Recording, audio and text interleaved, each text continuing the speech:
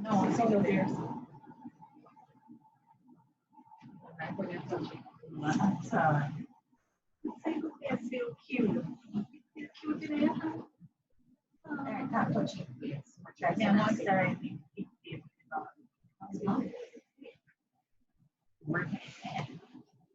Start download some episodes so that we can watch part of it. That's right. Are you the team then put Batty in her? So what I'm saying, so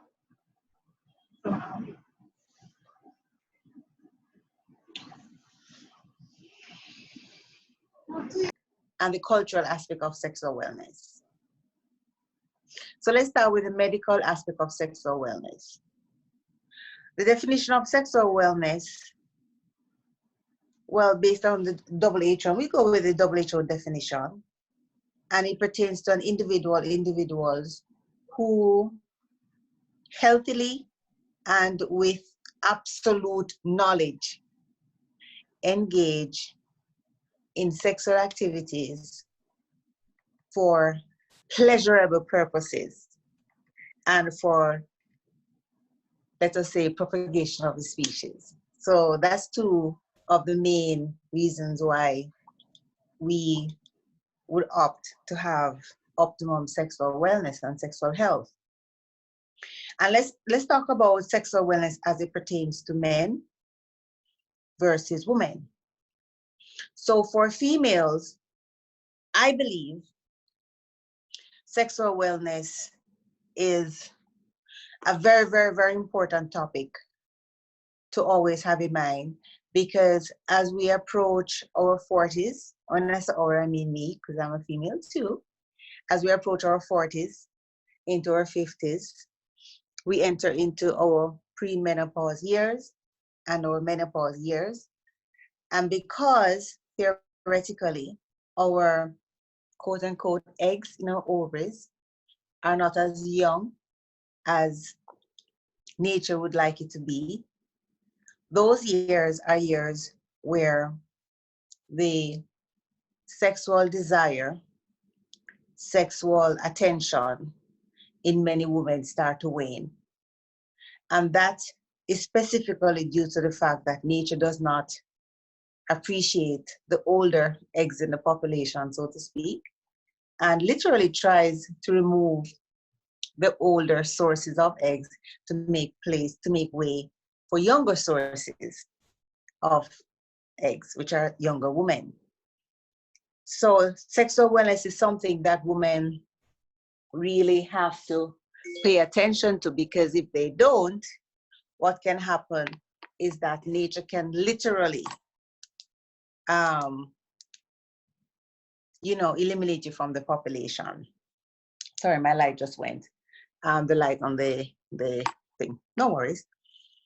When it pertains to men, men have better luck, meaning their sexual awareness, desire for sexual contact, ability to propagate a species lasts much longer, because we have men who are in their 50s, 60s, 70s, who, as we know, are fully able and have been able to impregnate, of course, women of any age that they desire. So when we're balancing the forces between sexual wellness in men and women, we have to understand that the playground is different. The resources that we have to work with are different. Men also have a few, let's just say, a few things to also pay attention to as they get older, because they also go through a menopause-like period called andropause, where hormonal levels, in particular testosterone, decreases. And the decrease in testosterone can cause a decrease in desire to have intercourse or to be sexual. And it can also cause other health problems, because estrogen is protective from many diseases in women, and testosterone the same in men. In addition, there are other things that can greatly affect men beginning their 40s and 50s, and that is erectile dysfunction. Now, erectile dysfunction is very, very, very, very, very, very common, more common than I would like it to be. And many men who have erectile dysfunction may consider it a shame to speak about it or to discuss it with their doctors. And I would say that that should not be, because the sooner the discussion is had, the better, or the more likely that the issues can be addressed and the cause of a erectile dysfunction can be addressed. One of the biggest issues, of course, is diabetes. Diabetes and hypertension affects circulation going to the genitalia of men. And because of that, the circulation system in the genitalia of the males decrease. And so the ability for men to have strong erections and copulate, so to speak, becomes challenging. And what I notice in a lot of patients, should I say men who come to me, because I do penile enhancement for men. We can talk about that another time. I do penile enhancement surgeries for men. And that many times men go into denial when they have erectile. Conference center on Monday. Dwayne Anderson reports. Sorry, somebody was talking. Okay, sorry. And because of the denial, it's not addressed. And many times it is the female that actually brings the issue forward, that, there's something that may not be fully correct or not fully happening as it used to happen when it comes to their men. So overall, in men, the physical health is extremely important as it pertains to sexual health and getting older, because a large part of sexual health is the ability to have intimacy and intercourse. And for many, that includes an ability to have strong erections. And if you're not physically well, the circulatory system, because when you have an erect penis, that's all about a large amount of blood going to the organ. And so if blood cannot reach the organ for whatever reasons, there can be a lot of problems, right? So apart from diabetes, we also have issues like prostate issues, issues with the nerves that goes to the organ, and of course, mental health issues, stress, dementia, stroke.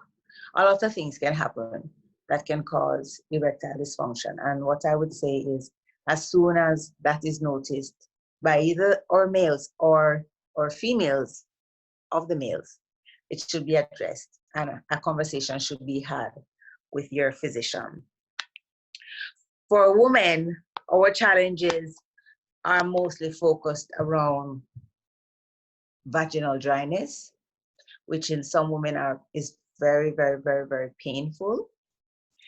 The ability to lubricate before, during, and during intercourse as we age and our estrogen diminishes, the ability to lubricate also diminishes. And if intercourse is, let's say, not lubricated, then we can have small tears in the vaginal wall and the vaginal opening, and the experience after intercourse becomes painful for the females because there are small tears or small wounds in the vaginal area because the dryness has caused friction to be increased. And so the friction causes small tears in the vaginal wall. This can also cause increased risk of infections. And due to the decrease in estrogen also, the flexibility of the vaginal wall can be an issue. The estrogen is a very important hormone as it pertains to women and sexual health, as I said earlier, not only because of the physical aspects of the female private parts, but also the mental wellness as it pertains to sexual intercourse. So estrogen makes it a little testosterone in many women. If that decreases, the desire to have intercourse also decreases. So males and females have their own issues to contend with as we get older. But at the base of it,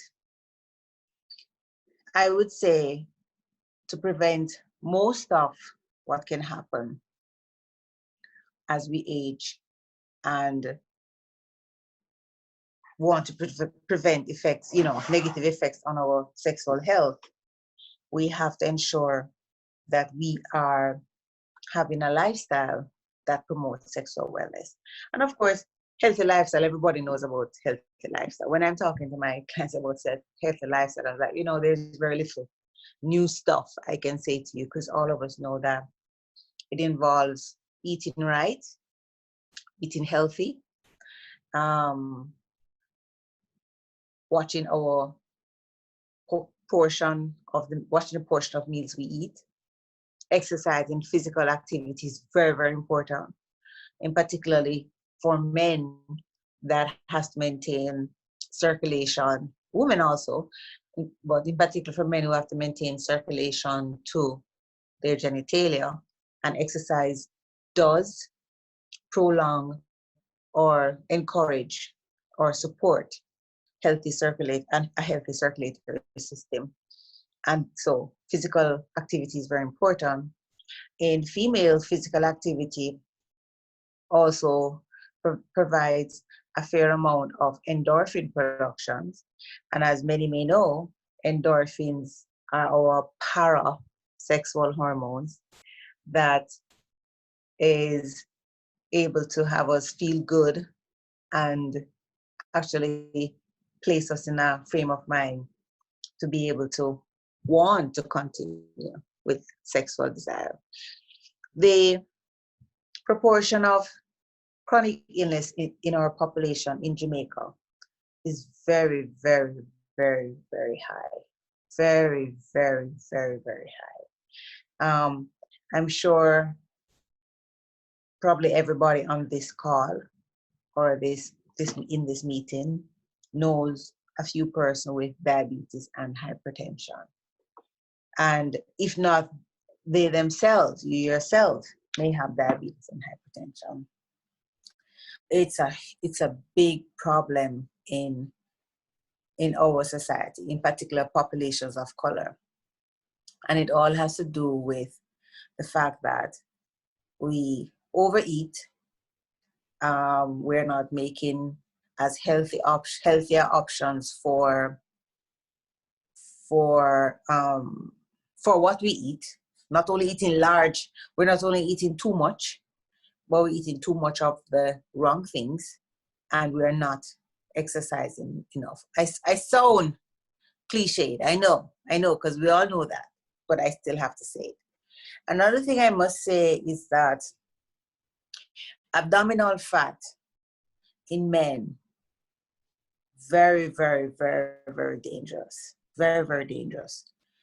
There is not a male on the planet, and I say this all the time, who in his 50s, even late 40s, 50s, 60s, with a significant abdominal girth, who will not have sexual dysfunction, mainly erectile dysfunction. Because abdominal fat in men also is responsible for the secretion of estrogen. Abdominal fat is very toxic to the body. It's actually quite metabolically active. And apart from shunting into our blood system substances that cause buildup of plaque in our vessels, it also secretes hormones that actually increases your risk for sexual dysfunction and erectile dysfunction. So once you see that tummy start to come on, men, oh my God, fight it ferociously. And everybody always thinks that, okay, what we're saying is going to miss me and I can have the belly and this not happen. I'm yet to see someone who, I mean, based on my experience, who that misses. Once you have that tummy, you're going to have a problem, which is why Viagra and Cialis and medications like that is so popular, because many men know that as early as their late 40s, they're having issues with sexual dysfunction, erectile dysfunction. And so those medications are very popular. Sidebar, those medications are actually excellent for some cardiac problems, but that's another topic. And so if you are having cardiac problems and have to take those medications, I guess it's a win-win. Cialis and Viagra, we're going to go into the cultural aspect of sexual wellness. And we can have that, I'm going to have that conversation about cultural sexual wellness in the Jamaican environment. The last sexual health and wellness survey that was done in Jamaica, the male participants revealed that in the last year, they had at least 8 to 9 sexual partners, whether they were married or not. The numbers as it pertains to females have gone up since 2012. In 2012, the numbers were 4.7, meaning females were admitting, and these are married and unmarried females, a mixture of, admitting that they were having 4.7 partners per year. Now it has gone up to 6 to 7, which means that culturally, our males and females are having, let's say, more sexual partners. And we're not judging whether they're in stable relationships, marriages, etc.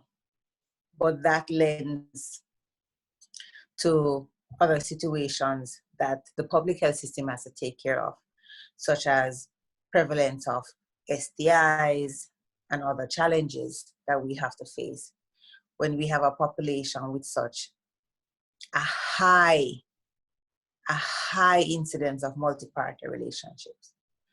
Most males who have a high number of partners relatively declare that most of their partners are females, because of course, as you know, in Jamaica, we do have males that have male partners and male partners and males and female partners together.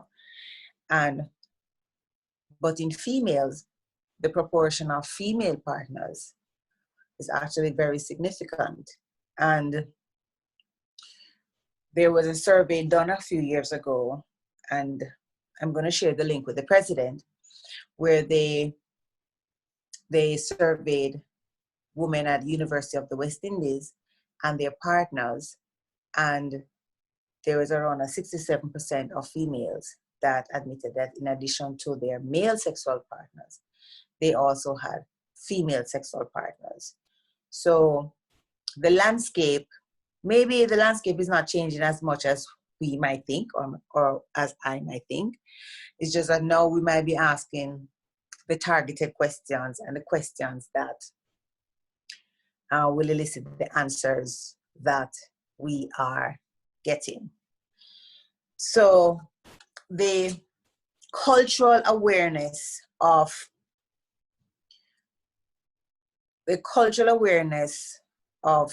our sexuality has a lot to do, of course, with the era that we live in. You know, the internet has become a huge sexual health educator to our children in particular.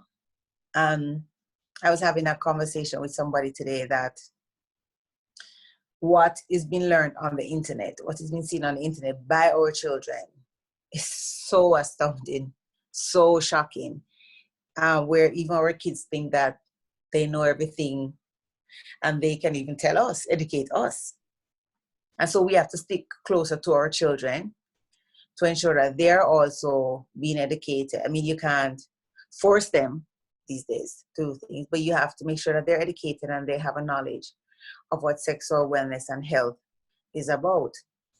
And if we don't do that with our children or make the effort with our children, I think we're going to have significant differences in the way our society manifests sexual wellness and sexual preferences. The cultural awareness of sexual wellness in Jamaica, some say, is not as high as it should be. It's about numbers, it's about transaction, because also transactional sex in Jamaica has skyrocketed. Transactional sex meaning individuals who have intercourse in exchange for services, money, or goods. And persons who are the clients of these persons who actually have sex for monies or goods are actually well aware that that's why they're engaging in sexual intercourse, and they don't have a problem with it. So we're just buying, we're more comfortable, quote unquote, with purchasing, let me say purchasing quotations again, intercourse in Jamaica. We are much more comfortable with it. In Jamaica, we have a culture of the older male with younger female that has increased also. And what has interestingly increased is the issue of younger men, younger males with older females. And that may have to do with our females who are more career oriented, who have decided to delay childbearing until they have had certain achievements, etc., etc. And so when they are settled financially and they're exploring their sexual playground, young men are there, available, and a lot of that is happening, I should say. And when it comes to transactional sex, actually, it also happens with younger males and older females.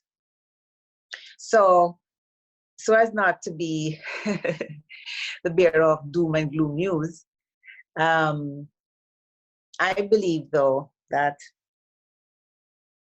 once we are aware that these things are happening and we make an attempt to manage how we perceive our own sexual wellness, I think the challenges that we perceive that we might have can be addressed. And the first thing is, which is what, I was also having this conversation with somebody 2 days ago, that we have to get back to having sexual relationships with people who we are emotionally and culturally connected to. Opportunistic intercourse is something that we see a lot of in men who have sex with men. And notice I didn't say homosexual men, because men who don't consider themselves homosexual, who are married to females, also in Jamaica and the world have sex with men. And that situation is something that we are seeing actually more common, that men are actually engaging in the transactional aspect of that type of transactional sex. And getting back to the stage where we have stable relationships, stable families, persons who we are emotionally connected to, and making the choice to have most of our sexual interactions with that person. I think at this point I can hope for most, because at the end of the day, in my opinion and my experience, I think monogamy is uncommon in our society. Very, very uncommon. And as I say, I don't want to be the bearer of bad news, but I'm just sharing with you as it is.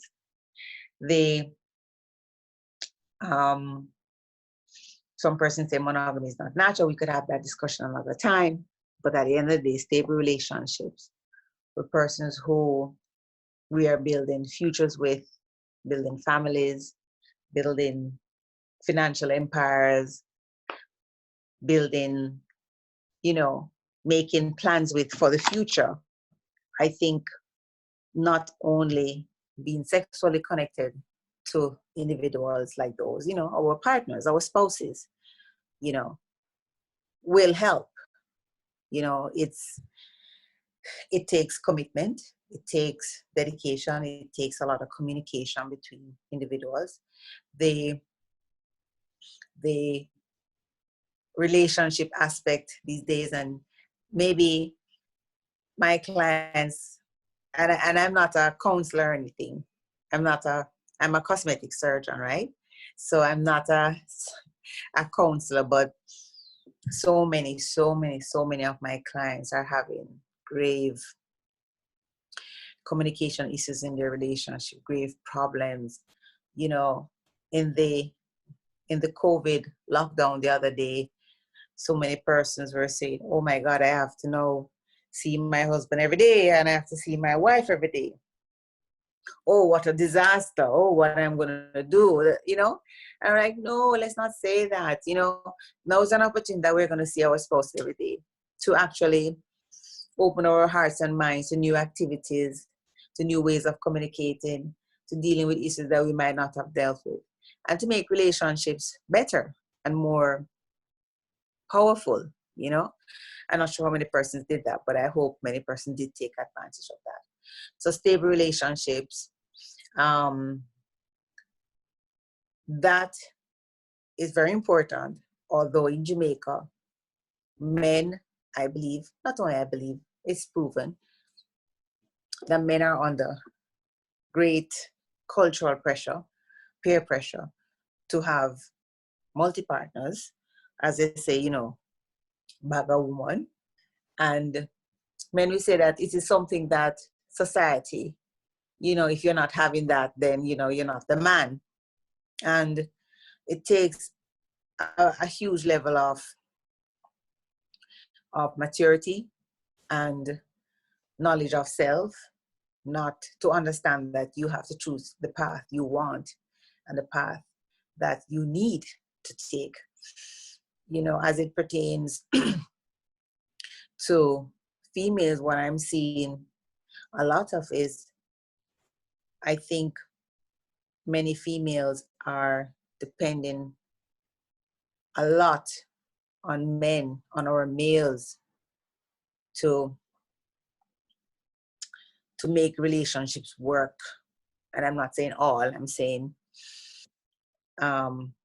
many do.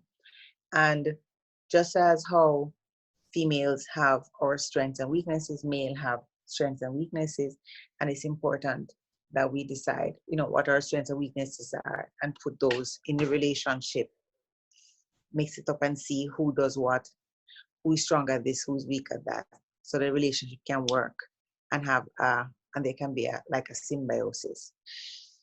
At the end of the day, because I'm watching my clock, Mr. President, at the end of the day, I'm a passionate believer in love for self, loving yourself. Whatever you partake in should have love in it, whether you have 2 or 3 partners. I'm not judging. But I think if you do slate in love and passion and, for self and that other person, I don't think as many multi-partnerships will exist. And, it's love that makes the world go round. It's love that makes the world go round. And if we think about that all the time, I think the world will be a better place. One final note, if you are interested in evaluating the clinical aspect of your sexual wellness, please, at the age of 45 at least, do a total female executive, male executive, but ask your physician to do your hormonal levels.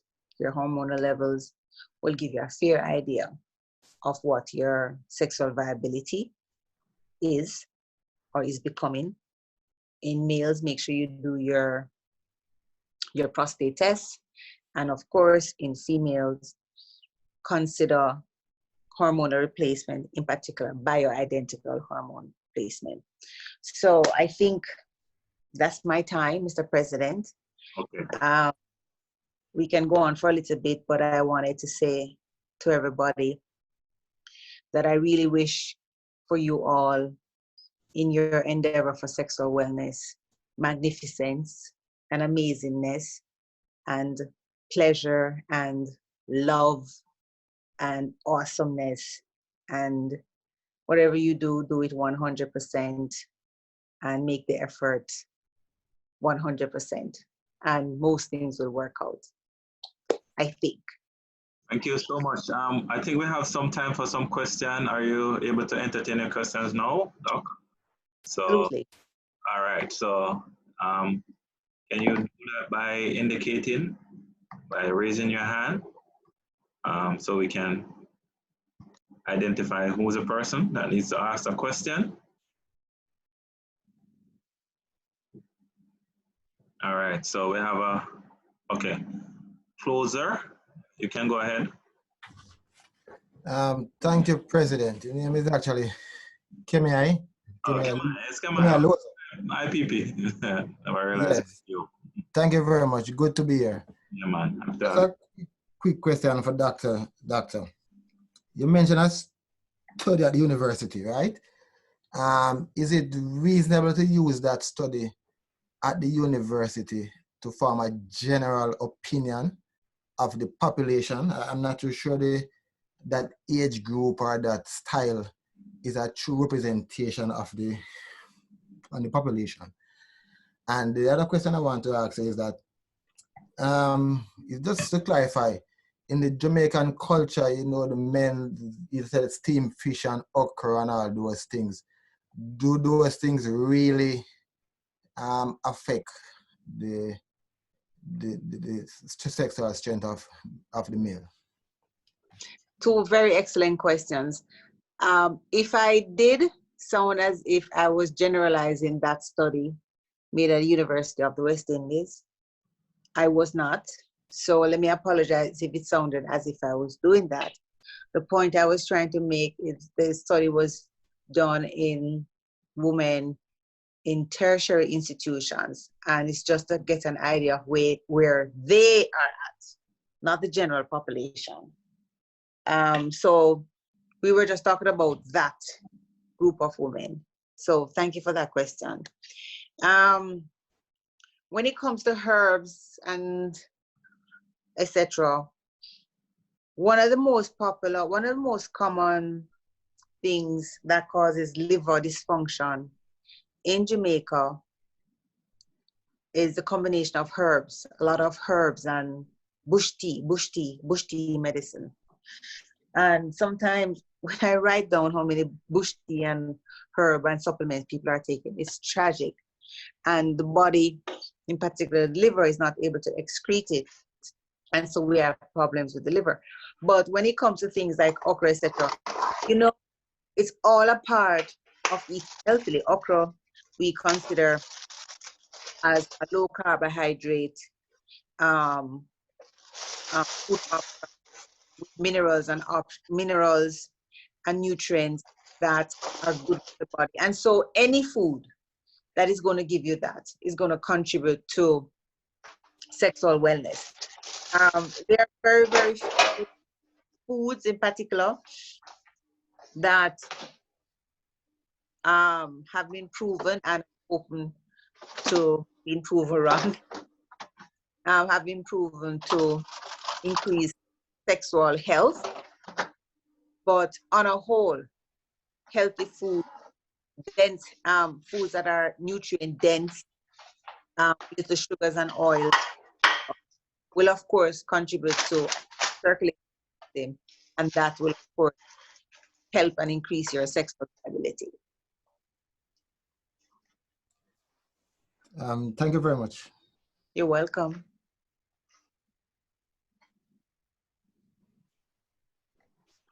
Okay, I'm Hugh Maynard Reid in New York. Okay, And I would just like to say, Doc, that was a classical presentation. It was balanced, and I am hoping that we can get a copy of that, because before this, I sent this notice to at least 10 past district governors about what would you say about such a presentation. And I would like all my district governors to hear this presentation, because this is the sort of presentation that's balanced and necessary. Thank you again for what you have done. You're welcome. You're welcome. It will be my pleasure to share the presentation. And if you'd like me to redo the presentation for your governors alone, I could do that. I am at your service. Many, many thanks. You will be hearing from me. No. I've requested information for getting in touch with you. Okay, great. No problem. PP Kamiko, then BP Carlton. Go ahead, PP Kamiko. The question. Hi, excellent presentation. I enjoyed it quite a bit. I hope I didn't miss it. And if I did, forgive me. I heard when you spoke about what happens with men, with what you call that now, girth, and how it will affect sexual performance. Is that the same for women? Ah, that's such a great question. It's not the same for women. In men, large abdomens actually secrete more tiny amounts of estrogen, and estrogen in men causes erectile dysfunction. In women, our tummies get larger as we get closer to menopause for the same reason, because the body is trying to substitute or supplement the ovaries that are going into dysfunction by actually trying to harness other sources of estrogen, which is why after a certain age in females, it is so hard to get that tummy down, because your body is just holding on to that tummy fat because it secretes its estrogen, because it detects that the ovaries are not secreting as much estrogen. So it's the same source of estrogen, but it doesn't cause sexual dysfunction in women. What it does cause in women, which is the same in men, it can cause cardiac problems, because it secretes toxic metabolites in the body that causes arteries to clog, etc. But in terms of libido, etc., it doesn't do the same thing. What it does, though, now that we're on the topic in women, is that there are many women with that pendulum tummy that may not feel sexually comfortable to engage, to take their clothes off and be free-spirited with their partners. And that, I know, can severely impact the way a woman perceives herself and her ability to engage sexually. So in that aspect, it does affect it. Was that term pendulum tummy? Yes, pendulum tummy is Believe me, I'm looking down. I understand. Okay. No need to explain. Okay. Okay. Sorry, what is pendulum tummy? When the tummy hangs, and in females, it usually is very difficult to see their private parts, and in men it's difficult to see their private parts. So when they stand up, they can't see. They have to lift the tummy up and literally look underneath it to find their private parts.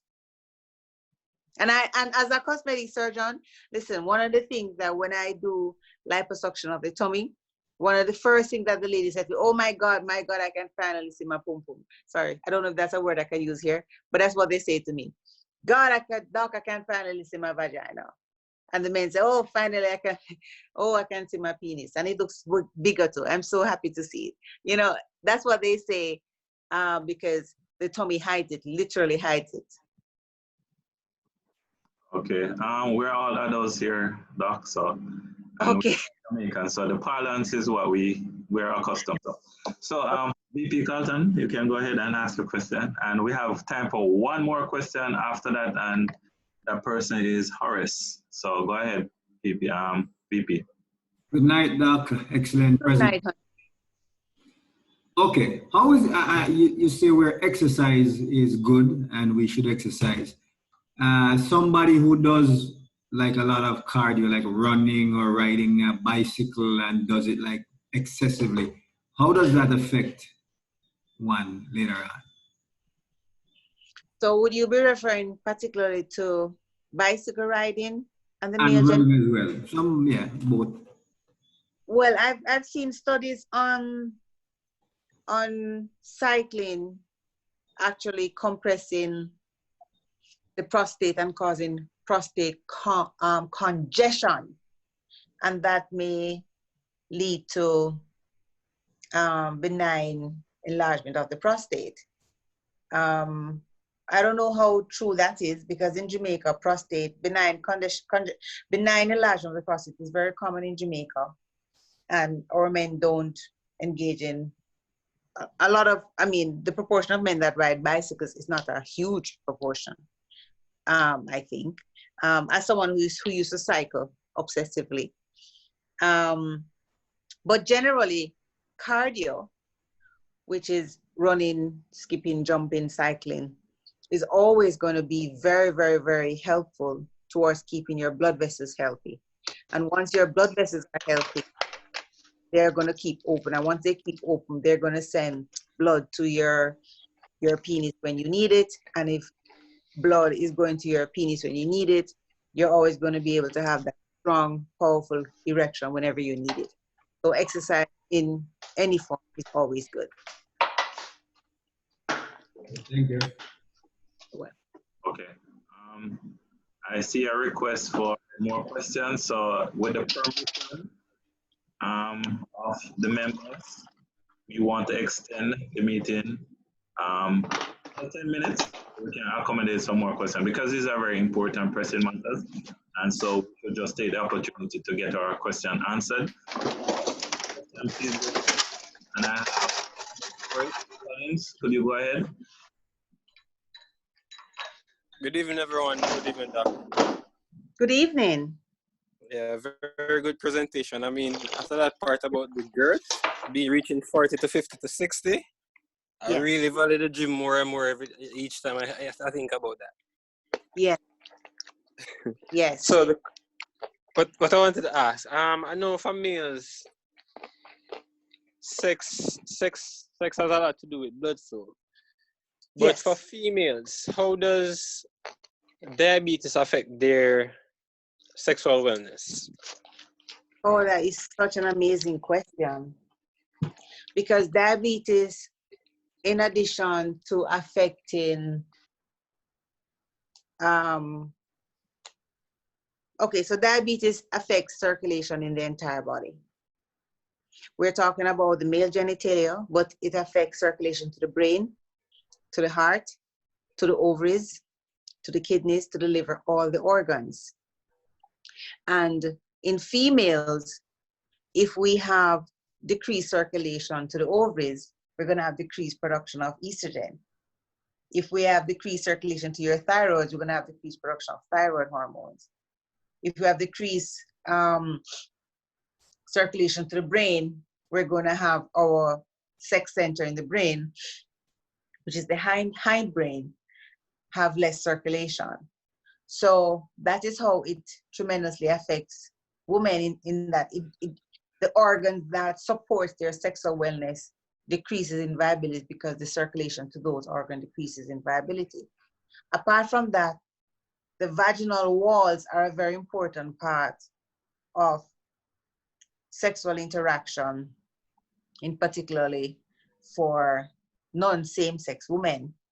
And if circulation to the vaginal wall goes down, the vaginal wall can get very atrophic, thin, and it becomes actually very, very painful to have sexual intercourse. And this encourages many women from having sexual intercourse.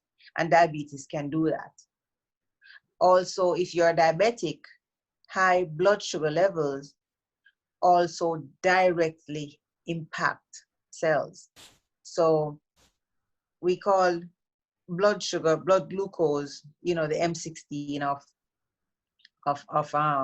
of the war of the war that diabetes wages, because it also attacks your cells directly in addition to decreasing the circulation.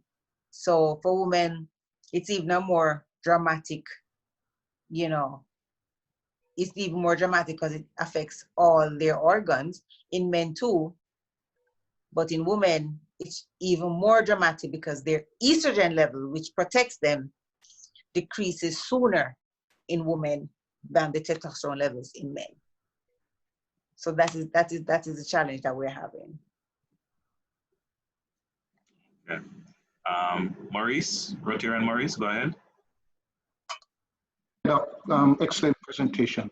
Is there any particular advantage in terms of cardio versus weightlifting as it affects men's health? Excellent question. As you get older, you should really do both, because cardio affects your cardiovascular system more than lifting weights. But weights give your muscles tone to protect your bones from fractures, keep your posture, give you longer mobility so that you don't hunch over as much as you when you age. So it needs to be a combination of both so that you don't get, your muscle tone is kept relatively tight, let's say that, and the cardio is for cardiovascular health. So as you get older, you really should combine both. Thank you. You're welcome. Okay. I believe we have a question from our Secretary Kesia. Yes. Good evening, Doc, and thanks again for the presentation. You're welcome, Kesia. You said two things. So first, on the penile reconstruction, is that what you do, you said? Enhancement. Enhancement. Yes, I increase penis girth in men, not much in terms of length. And we do PRP shots in the body of the penis to increase erectile function so they can have stronger erections. And it's successful. Is there an age? What kinds of preconditions would preclude it from working? So would it work with a diabetic? Would it, is it cosmetic, or it's a mixture of both medical and cosmetic? Well, I don't consider it cosmetic, although I'm a cosmetic surgeon. And the reason being is that I've had men who have been so dramatically affected socially by the size of their penises. I've had psychiatrists refer men to me for penile enhancement because they have been teased by women, their peers, their families, and they have been deeply affected by being considered, a non-important male because of their penis size. So I don't think it is cosmetic in my opinion. And just a dramatic change, you know, my boys, when they get their enhancement, you know, their chest is higher, their voice gets deeper, they glow with confidence. You know, it's a big deal.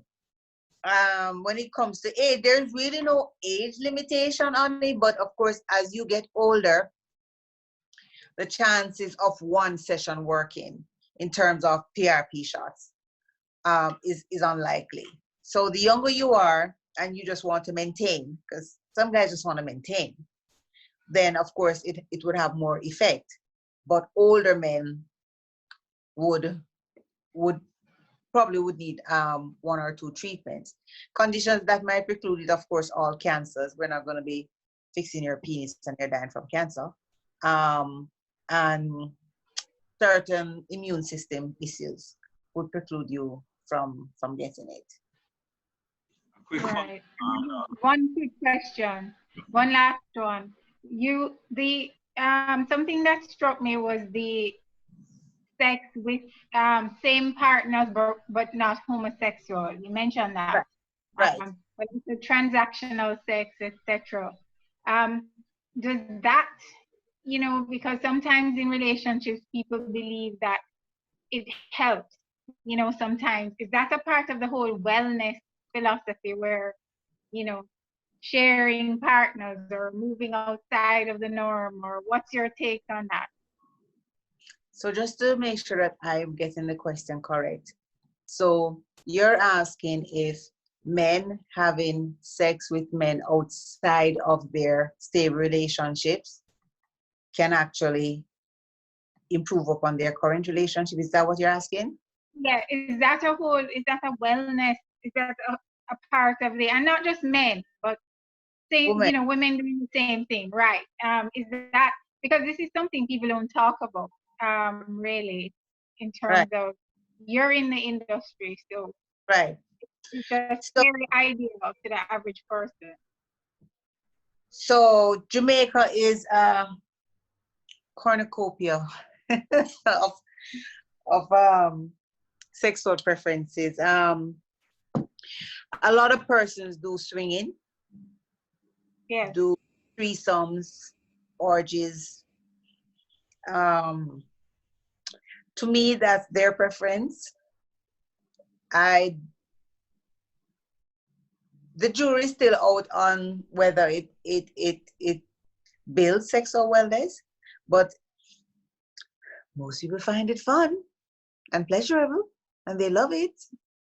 So it depends on what you want. It depends on how you want to engage your sexuality, and if you have a partner that can. Because I've seen multi-partner couples engaging in threesomes and outside partners, and it destroys their relationship. So you really have to know the partner that you have, and if this is something that you can do with that person. But it's very common, and it's just a sexual preference. You know, it may not be for me, it may not be for you, but many persons enjoy and engage in it. Thank you. Question. Somebody posed in the chat group, is there a side effect associated with the PRP and the increase in terms of, okay, because I assume there's no rejection because it would use the human, same person's fat cells, right? Correct. There is very little side effect. Complication is, the biggest complication is that it may not work as much in an older person, and they may have to repeat the procedure. Okay. But it's very safe, very common in Europe and certain parts of the United States. It's a very common procedure. As a matter of fact, in certain countries in Europe, that's the mainstay of the urologist. He does PRP shots and penis enhancement. But in countries of color, where we have, you know, men of African descent, because scientifically, or males of color, their penis length are longer than non-colored men, procedures like that are not as popular. Okay. And for the females now, the lipo, well, it's not just female, lipo in general. The side effect, is it more on the physical or emotional? Are there any side effects? Do you mean like patients? Lipo, yeah. And okay, is there I would say a age category that you would not necessarily recommend? You would just tell them to go and exercise. Are you welcome, everybody? Well, first of all, I tell everybody to exercise because liposuction is not a weight loss procedure. It's a body sculpting procedure. That's one. Two, for some of the internists that I work with, they refer their clients with large pendulum tummies to get lipo because it decreases the need for their medications for diabetes and high blood pressure, because just removing a large amount of fat from the body actually can help to control diabetes.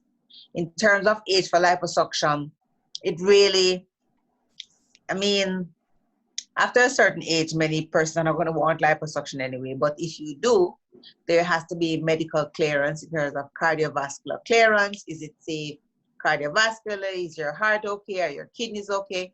So we have to do a thorough workup for certain persons, for persons in certain age group, to make sure they're fit for liposuction.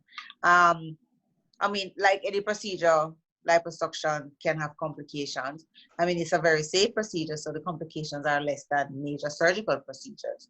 But, you know, in terms of discomfort after, you know, infections, etc., which are treated and prevented, all of that can happen.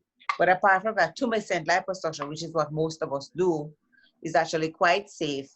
And the oldest person that I've done liposuction on is a 63-year-old female. So, and she's fine. She's great. And I even gave her a bottom too. So she has a small waistline and some bottom. Win-win. All right. So we know we can go on forever as you in your opening statement. So we'll take one more question. I apologize for those who will say that, boy, we need you to come back. So maybe we'll do a second follow-up. So don't fear, guys. We can do this again. So Carnello, can you go ahead and ask your question, please? Sure. Thanks. Good night, Doc. My question is, no, I missed that.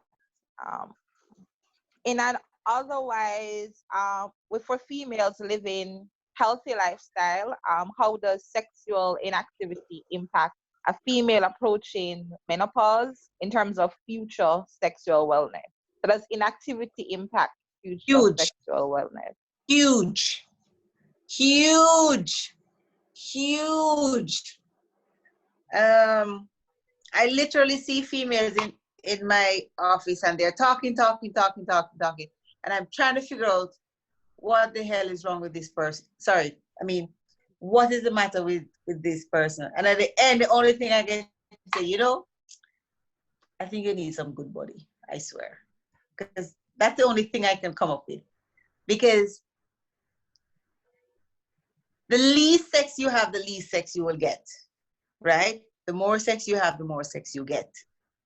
Because your body produces pheromones when you have sex that attracts a partner, your partner, to you. And if you're not having sex, the pheromones will fade away and you will not be able to attract partners. And of course, your libido falls. With women, libido is complicated because we mix a lot of emotions when it comes to sex. You know, with us, sex is withdrawing sex is a form of punishment for some women, form of punishment to our partners. We use sex as, quote unquote, people say, cultural weapons. So with females, it's a bit more dynamic. But in response to your question directly, if you refrain from sex then the chance of you to get back on the wagon is actually quite difficult. It's important that, especially if you're in a stable relationship with your spouse, you have to try at all costs to engage in intimacy with your spouse. This is your husband. He is in a relationship with you. He has needs, and we all have to think about each other's needs and how to meet them. So sometimes we really have to get out of our heads, get out of our feelings, and think about our relationship and our health too. And of course, the more sex, the better, both for women and men. I don't have to tell the men that, but women, yes. The more sex, the merrier. Awesome, awesome. So I guess the takeaway, more is more. And I'll ask our past president, Andrew Jackson, to give us his take before he gives a vote of thanks. I know he normally gives a preamble. Vote of thanks. No preamble tonight, President. We have a time for it tonight. But Dr. Knight, thank you very much for your beyond excellent presentation. It was very natural, personal, and important topic. The word we thrown around is balance, which I have to agree with. It was a very balanced presentation. We saw a lot. I was basically on the pendulum as well. Highs and lows, smiling, being concerned, what was being explained to us. So it was really educational, it was really informational. Explained to us about the difference between a medical and cultural